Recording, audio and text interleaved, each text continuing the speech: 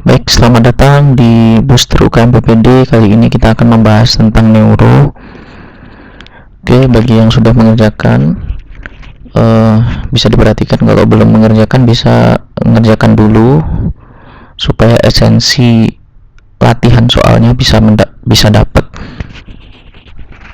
Oke, baik, kita ke nomor 1. Laki-laki 15 tahun mengalami kejang 20 menit yang lalu.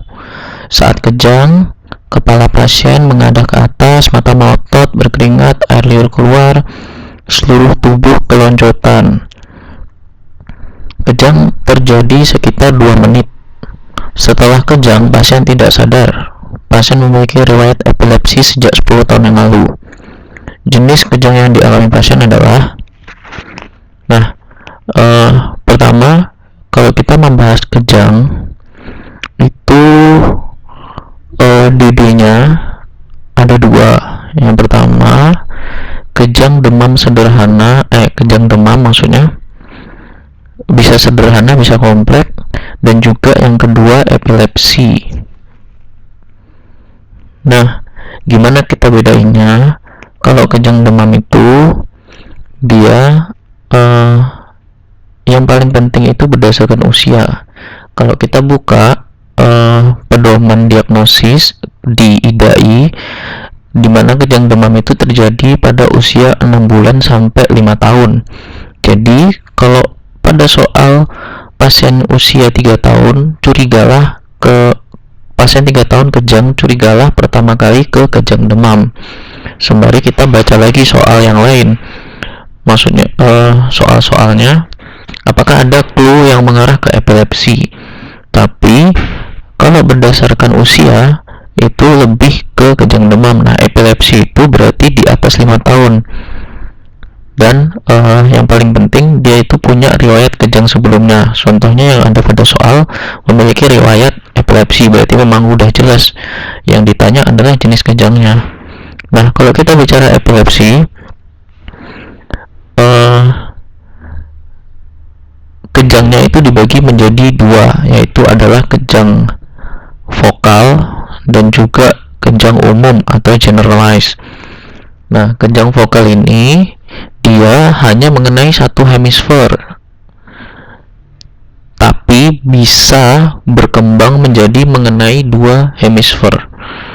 Nah, jadi kejang vokal ini dibagi menjadi 3. Yang pertama adalah kejang vokal sederhana, yaitu adalah dimana kesadarannya tidak terganggu. Kejang misalnya hanya kejang tangan kirinya saja atau kaki kirinya saja, jadi tidak terkena dua-duanya. Nah, kalau kompleks, dia kejangnya juga cuma satu sisi tubuh, kanan aja, tangan kanan aja atau kaki kiri aja, seperti itu, tapi dia kesadarannya terganggu. Nah, yang terakhir dari kejang vokal ini adalah umum sekunder atau secondary generalized. Itu dia berawal dari satu hemisfer berkembang menjadi mengenai 2 hemisfer. Awalnya kejang vokal kompleks menjadi kejang umum yang tipe tonik klonik. Nah, selanjutnya ada yang kejang umum atau general. Nah, yang pertama itu adalah kejang absan atau nama lainnya petit mal. Itu yang paling sering ditandai oleh bengong, rasa bengong, mulut bergerak-gerak sendiri, ada automatisme. Nah, ini dia khas, dia itu kejang absen dibagi menjadi 2. Ada yang klasik dan cut. Selanjutnya kejang mioklonik, yaitu pergerakan motorik singkat, jerking, kurang dari 1 detik. Dia hanya pergerakan motorik singkat. Selanjutnya kejang tipe klonik, yaitu pergerakan motorik ritmik, jadi bergerak-gerak. Kalau tonik itu kaku. Nah, yang paling umum itu ditemukan adalah tonik klonik, jadi awalnya kaku, setelah itu kelonjotan. Itu nama lainnya adalah grand mal. Dan ada juga kejang tipe atonik. Nah, jadi epilepsi ini didiagnosa dengan gold standardnya itu adalah EEG, elektroencephalograph. Jadi pengobatan yang dipilih itu tergantung pada jenis kejangnya. Apabila dia kejang umum, biasa diberikan asam valproat atau Depakot kalau nama dagangnya. Asam valproat itu bisa digunakan baik vokal maupun general, tapi dia lebih digunakan untuk general. Kalau yang vokal itu lebih dipilih karbamazepin. Nah, khusus yang absan itu pengobatannya adalah farmakologinya etosuksimid, ya, seperti yang ada di kotak-kotak merah ini. Oke, jadi kalau kita balik ke soal, kepala pasien menghadap ke atas, mata melotot, berkeringat, dan seluruh tubuh kelonjotan. Menghadap ke atas ini dia menandakan dia itu sedang fase tonik, dan ketika kelonjotan adalah fase klonik, jadi dia adalah tipe umum tonik klonik atau nama lainnya grand mal. Dan next, perempuan 30 tahun, keluhan kelopak mata sering menutup pada sore hari. Pada pagi hari, kelopak matanya membuka sempurna. Pada pemeriksaan fisik didapatkan ptosis. Pemeriksaan yang tepat untuk menegakkan diagnosis di atas. Nah, jadi apa yang bisa kita dapatkan di sini adalah terjadi mata menutup atau ptosis pada sore, tapi dia membaik pada pagi harinya. Nah, ini dia gejalanya khas untuk myasthenia gravis. Yaitu apa itu myasthenia gravis? Merupakan penyakit autoimun yang menyerang pada neuromuscular junction. Nah, dia itu menutup reseptor asetilkolin. Jadi misalnya dia lebih sering memakai suatu otot, maka otot itu akan mengalami kelemahan yang sementara, dan ketika sudah diistirahatkan, maka akan kembali seperti semula. Nah, itu dia tanda dan gejalanya adalah kelemahan otot abnormal progresif jika digunakan terus-menerus. Nah, gejala yang paling khas adalah kelemahan otot ekstraokular yang menyebabkan ptosis itu tadi. Nah, sangat berbahaya apabila dia mengenai otot-otot pernafasan yang bisa menyebabkan gagal napas. Oke, jadi apa pemeriksaan yang bisa dilakukan pada myasthenia gravis? Nah, yang paling penting atau gold standarnya itu adalah uji tensilon, yaitu dengan menyuntikkan tensilon intravena dan akan memperbaiki otot-otot yang lemah. Jadi kalau ada ptosis seperti itu gejalanya khas ya, pagi normal, sore lemah. Disuntik ptosis hilang, disuntik tensilon, ptosisnya hilang. Nah, itu adalah pemeriksaan yang dilakukan untuk mendiagnosa myasthenia gravis. Selain tensilon, ada juga uji prostigmin, yaitu menyuntikkan 3 cc prostigmin intramuskular. Ini disuntikkan ke matanya, kelopak matanya, untuk memperbaiki gejala ptosis. Jika baik, berarti dia tegak myasthenia gravis. Dan ada pemeriksaan lain itu tapi dia tidak serta-merta untuk menegakkan. Pertama itu Wartenberg. Jadi ketika mata ptosis diberikan es, maka akan memperbaiki gejala. Tapi itu nggak seobjektif jika dilakukan uji tensilon. Makanya jawabannya adalah tensilon. Nah, jadi apa tata laksananya? Itu bisa plasma exchange atau IVIG, pyridostigmin. Seperti itu. Next, laki-laki 18 tahun terjatuh dari pohon. Pemeriksaan fisik tampak adanya angulasi pada klavikula, artinya dia fraktur klavikula. Perdarahan terbuka tidak ada, berarti fraktur tertutup. ada edem, terjadi kelemahan motorik dan sensorik pada lengan atas, di manakah kelainan yang mendasari keluhan tersebut. Jadi, jika ada fraktur pada klavikula, struktur yang bisa mengalami cedera itu adalah plexus brachialis. Nah, jenis dari cedera plexus brachialis ini ada dua. Yang pertama namanya orb paralysis, yaitu dia cedera pada plexus brachialis yang superior. Kalau clumsy paralysis dia terkena pada plexus brachialis inferior. Apa bedanya? Yang paling kita lihat gambar saja. Nah, seperti yang kita lihat yang gambar sebelah kanan, dia itu tangannya seperti yang ada di gambar, dan dia khasnya adalah refleks menggenggamnya masih ada. Jadi dia pasiennya tangannya seperti itu, tapi kalau disuruh menggenggam masih bisa.